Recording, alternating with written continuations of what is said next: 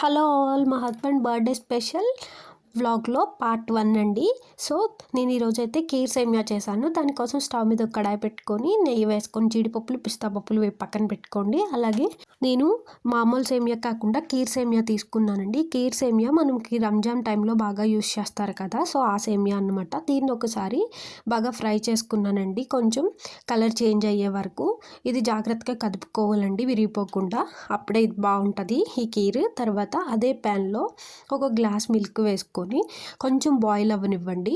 ఎందుకంటే నేను ఇక్కడ కండెన్స్డ్ మిల్క్ వాడుతున్నాను కాబట్టి పొంగు వచ్చే వరకు కూడా మరగబెట్టుకున్నాను. మీరు కండెన్స్డ్ మిల్క్ కాకుండా షుగర్ వాడినట్లయితే కనుక మిల్క్ వేసిన 5 మినిట్స్కి మీరు షుగర్ యాడ్ చేసుకోండి. కండెన్స్డ్ మిల్క్ కానీ షుగర్ కానీ మీ టేస్ట్కి తగ్గట్టు యాడ్ చేసుకొని తీపి చూసుకోండి. ఆ తర్వాత మనం ముందుగా ఫ్రై చేసుకున్నటువంటి కీర్ని కూడా నెమ్మదిగా పాలల్లోకి డ్రాప్ చేసేసి డీప్ ఫ్రై చేసుకున్నటువంటి జీడిపప్పు పిస్తా పప్పులను కూడా యాడ్ చేసుకోండి. ఒకసారి కలుపుకొని స్టవ్ ఆఫ్ చేసి, ఈ కీర్లోకి కిస్మిస్ బాగోదండి, సో జీడిపప్పు పిస్తా పప్పు ఉంటే యాడ్ చేసుకోండి.